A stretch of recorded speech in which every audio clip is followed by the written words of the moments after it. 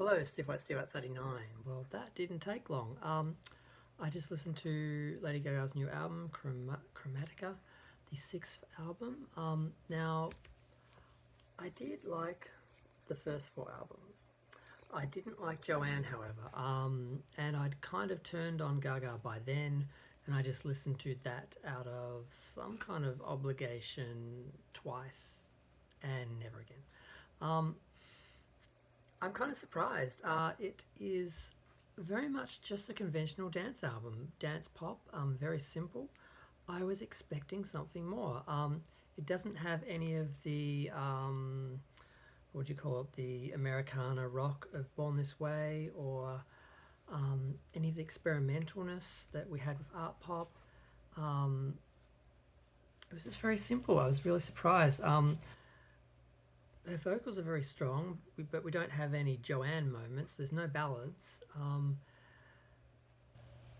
It's very much it sounds like an 80s Madonna album, and it's very simple, and I'm really surprised. But I mean, I like it. I do like it. I found myself annoyingly singing and dancing to a few in my chair to a few moments, which I was kind of surprised because I didn't think I'd like it. I was interested in what she was going to do next because, like I said, the first couple of albums. Now I did a bit of a look at a review of the first two singles because I was interested in where she was going to go, and I wanted to review the videos and the singles as they were coming out. But I thought I'll just wait for the album to come out, do them all at once, just have a look at the whole thing together. And I did those two before. I like the first song. It's a bit light, it's a bit lame, but I like the message. The second one was darker. It was more Gaga. I like the images better. The falling daggers, the raining daggers are beautiful. And then I listened to the whole album. It was shorter than I thought. It was only 45 minutes. It was over before I knew it. I thought there was 19 tracks. There's only 16. And there's one bonus track, which makes it 17. But there were three or four other bonus tracks that were mixes. So I was expecting more. And a lot of the songs are quite short. So it was literally over before I knew it. I should have known because I remembered hearing that Babylon, which was about gossip, was actually the last song on the album. So even when I was listening to that, I didn't realize it was the end. I thought there was more. But yeah, I did enjoy it. I'm surprised. I don't know what to say. She's definitely gone back to her roots.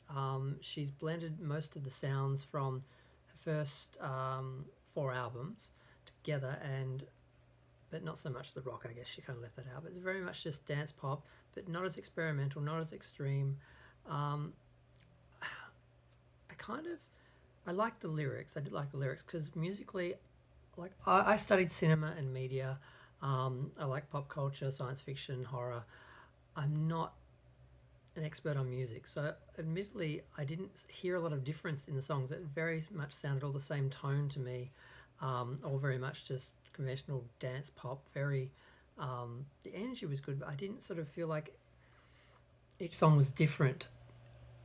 Whereas often where I listen to, say, a Madonna album, I always felt the songs were very different. And Lady Gaga's earlier albums, I felt a lot of the songs were very different. But these ones, although sometimes they tend to stand out more the more you listen to them, the first listen.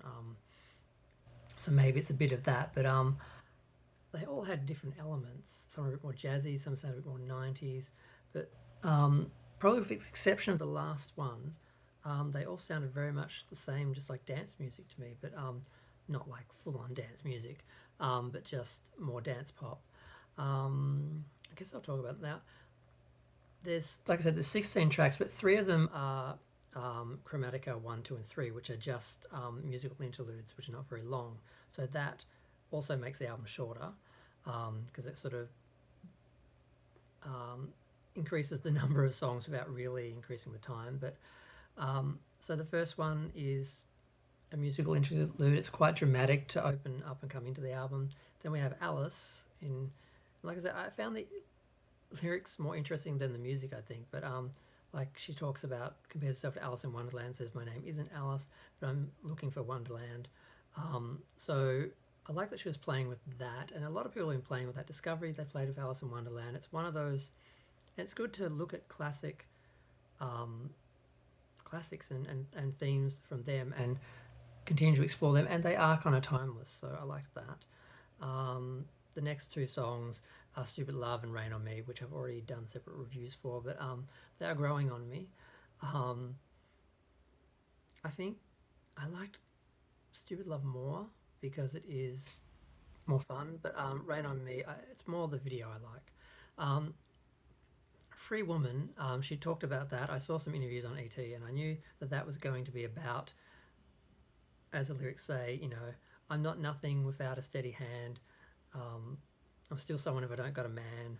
You know, your basic um, female entitlement, not entitlement, oops, female empowerment song. Um, Fun Tonight is quite big.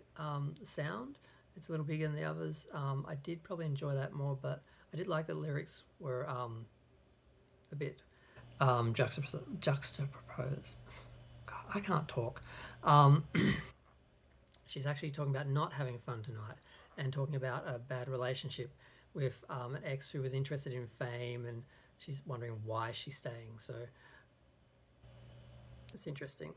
Um, Track 7 is the second Chromatica um, instrumental interlude. 8 is 9/11, and they use a lot of vocal effects which are a bit overused, and it kind of stands out apart from the other songs. It's a little darker in tone, and she's talking about how her enemy is herself, and it was interesting, but it still wasn't enough to really stand out from the rest of the album. It still was that basic dance style. Plastic Doll, I did like the lyric, if you're a real boy, don't play with me. So I did just find myself being interested by the lyrics and writing some of them down, and I felt every song did have something interesting to say. So that was probably more impressive to me, like I said, than the sounds.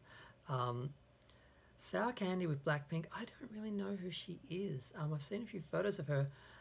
Their voices blended really well, so I had trouble really hearing her and getting any sense of her as a different artist. I'm not really sure if she's just a conventional pop artist or what she does, but the song's nice. And a lot of just references to candy, you know, hard on the outside, blah, blah, blah. It reminded me a little bit of Madonna's Hard Candy, but, I mean, Candy Shop, but not musically at all, but just the way they're playing with talking about candy. 7 minutes already. Enigma, We Could Be Lovers. It flows, but it's still, none of them really jumped out sound-wise. I am having trouble remembering anything distinct about them. Replay, I did like, again, the lyric, the scars on my mind are on replay. So there's always at least one lyric that I feel, I have to write that down, that's good. And then we get to the third Chromatica instrumental interlude, and then we go into Sign from Above with Elton John. Now, I didn't know this was coming. I forgot I'd heard, but I forgot he actually did a song with her. And I'm surprised he hasn't done one already. I'm surprised he didn't do one on Joanne. He would have fit on that album so much better. I didn't feel like he fit here. He just seemed out of place. It just didn't work for me. I kind of liked that he was reflecting on, like he was saying, when I was young, I felt immortal, and I sort of liked what they were talking about, but he just didn't seem to fit. And then at the end, it goes into this little outro, and it just didn't really work for me. And I was a bit disappointed because I was expecting more of a big, classic, vocal powerhouse sort of song, and we didn't really get that. Other people are loving it, of course, and people are talking about the album like it's the greatest album she's ever done. It's going to be, of course, the Gaga fans are all just gushing, and all the Madonna fans were gushing about Madam X, and I wasn't impressed by that either. Now, what's next? I'm lost. Oh, 1,000 Doves. Now, that was the first one that I thought was going to be different. I thought it was going to be a ballad. And originally, when it first starts up, it's a bit slower, but then it goes in, eventually just becomes a conventional dance song. And the lyrics are pretty basic. Lift me up, set me free, give me a start. But nice energy. All the songs had a good energy, and they all had something lyrically that was interesting. So she's got something to say. Gaga's always got something to say. I'll give her that. Babylon, like I said, when it came, I didn't realize it was the end when I should have recognized it, because she does talk about that in the ET interview that I saw earlier in the week. And it's basically about gossip. I felt it was a little bit 90s, like it had some saxophone and stuff, and it still wasn't enough to break it apart from the rest of the songs on the album. Now, the only one that I did felt different was Love Me Right. It felt more conventional pop and not so much dance, but and it's really just talking about just Love Me Right. It's a very basic, simple song, just sort of going through what she doesn't want from someone.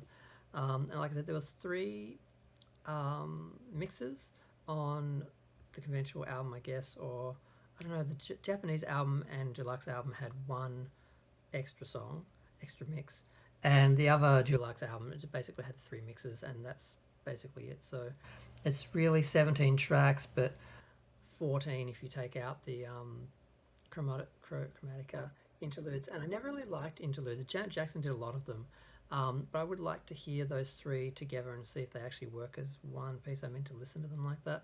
I was just curious because they just sort of lead into songs. But yeah, so I was surprised I liked it as much as I did. I liked it as much as her earlier albums, but I did find it was a lot more basic and plain and simple and just very traditional dance pop and very sort of 80s sort of Madonna vocal. She didn't really let it out as much as I thought she would. She definitely has stepped back from Joanne, and she hasn't sort of gone back into Born This Way territory, which was very rock. It's a lot more like her first album, and more of a conventional pop dance album. So I was a bit surprised by that, but I did enjoy it because some of her other albums I really had to listen to them a few times to get into them. This one, I just slid right in. But I'm going to leave it there. I've talked for 12 minutes. I'm interested to see what she's going to do with her videos and what she's going to do with her image and how she's going to stay in the Gaga character and keep playing with that persona, and what she's going to do musically, because I think this is a step backwards, definitely. It's not her best album. It's not her most interesting album. It's not her most artistically sound album. It's her easiest album, I think, to listen to. So it could possibly be very successful commercially because it's not going to challenge anyone. But yeah, I liked it. I will buy it. I think just because I have a little bit of a issue with collecting and being a completionist, I'll probably end up buying Joanne as well, just to have the booklet. And I feel a little guilty not buying it, but I just really had some issues with Gaga, which I guess I'll do a video about Gaga in general. I'm not going to go into it here, but I kind of turned on her after Born This Way. An art pop I sort of listened to begrudgingly, but I still liked it musically. But by the time we got to Joanne, I just had no interest in her. And the movie, Star Is Born, I have to talk about that another time as well, but that really, I didn't like that, did not impress me at all. I didn't really listen to the album at all. The film turned me off so much I didn't listen to any of the songs after. And I've never listened to that duet she did with, what's his name, the actor. I kind of blocked it out. It was everywhere, but I never listened to it. I've never listened to it once. I will sit down and give it a chance. I did buy it. I will watch it again, and I will listen to the album properly at some point when I'm in the mood. But I'm going to go. Feel free to share, like, comment, subscribe, like I said in the other 2 reviews, because I know Gaga fans are pretty vicious. Little Monsters are pretty nasty. I'm a Madonna fan. I've been attacked by them many times. Although I have issues with Madonna, I don't always love her. I have a love-hate relationship with her. I loved Gaga, then I hated her, now I'm just sort of neutral. But yeah, if you feel the need to share some knowledge or information about Gaga, I'm most welcome to hear it. If I'm wrong about something, if I'm not seeing something, let me know. But if you just want to tell me I'm ugly and stupid because I'm a Madonna fan, or I don't love Gaga and I don't worship her, I don't need to hear it, so save it. But probably know what probably won't hear any comments anyway. But I'm going to go. Feel free to comment. Let me know what you think. Bye.